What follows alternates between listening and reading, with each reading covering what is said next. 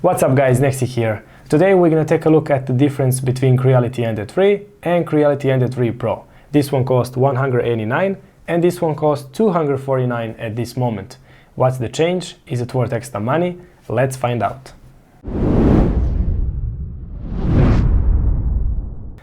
Back in July, I made a detailed review for Ender 3, which is still the best 3D printer under $200 that you can buy today. But recently Creality released this Ender 3 Pro version, which at first was cost $100 more than a basic model, and now it costs only $60 more than a basic version. Both printer has the same build volume, they have the same overlook, and they have the same specs. So what's the change? First, on the Pro version, you get this magnetic flexible build-tech type printing surface, which works great, and it's super easy to remove prints from it.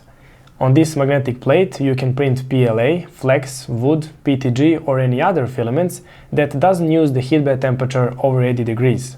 Anything over 80 degrees Celsius will destroy the plate magnetism because of the curing effect. And that's why you cannot print ABS or other filaments that use higher than 80 degrees temperature on the heated bed on this surface. On the standard Ender 3, this build-tech printing surface is glued to the heated bed, so you can heat up over 100 degrees Celsius without a problem. It's not convenient like this magnetic plate on the Pro version, but it does the job. And if you like to print on the glass, you can easily attach the glass plate over it like I did.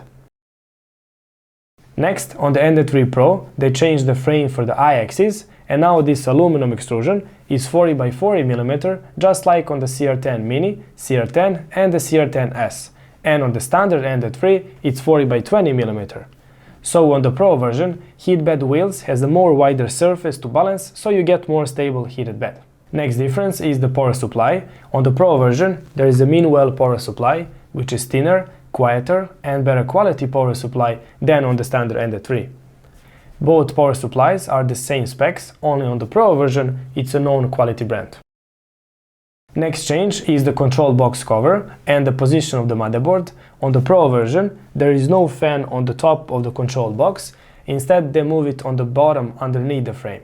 And now there is no worry that the filament or any print pieces can clog the fan.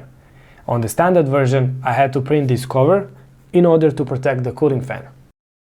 Also on the Pro version, the motherboard is flipped and the microSD card slot is easier to reach now because it's much higher from the desk compared to the standard version.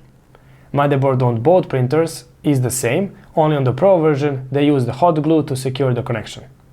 Another change they made in a Pro version is the Z-stop switch bracket, and now there is a limiter, so you cannot miss the correct Z-stop position when you install it.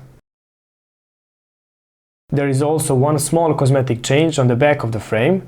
On the Pro version, there is a bigger end cap for each extrusion, and on the standard version, there are 4 small caps on each extrusion.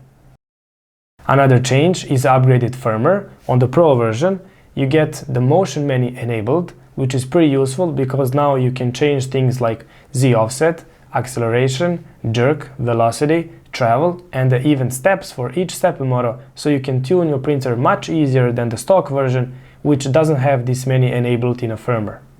And now let's talk about the print quality. Since both printers share the same motherboard, same stepper drivers, step motors, frame, X-carriage, cooling fans and other components, print quality is identical.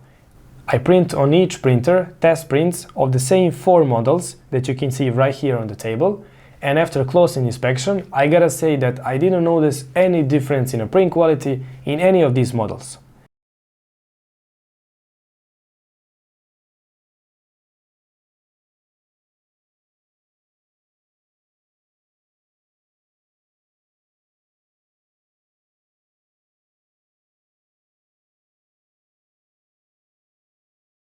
So whatever version you pick, standard or the Pro one, don't worry, you will have the same print quality. In terms of upgrades that I recommend for the Pro version, there are few, which standard Ender 3 shares as well. First and most important one are the TL smoothers for the X and Y axis, which will help you to achieve much smoother print surface without these salmon skin lines that are visible on some prints. Second upgrade that I recommend is this filament guide, which prevents filament to rub against the Z threader rod, on which can be grease or oil. Next upgrade that I recommend is the heatbed insulation material, which will save you some electricity and as well improve the heatbed warming up time. Next upgrade is the LCD back cover that will prevent any freezing or shorting if you accidentally touch it. Next upgrade that I recommend is this small part right here. This is a pressure fitting fix. It's a very small but pretty good upgrade. This will prevent the Teflon tube from popping out. And the last upgrade is these lag dampers that significantly lower the printing vibration. Now, in terms of complaints about the Ender 3 Pro, there is only one, and that's the new stepper pulleys for X and Y axes, which on the Ender 3 Pro are not removable and non-adjustable anymore. So for example, if you want to add the stepper dampers, which significantly lower the noise and vibration, you cannot do it because the belt will not align correctly. On my standard Ender 3, I installed the stepper dampers without a problem. So that could be the issue for those who want to add the stepper dampers, but for those who don't, these pulleys works perfectly fine. Other than that, I have no other complaints about the Ender 3 Pro.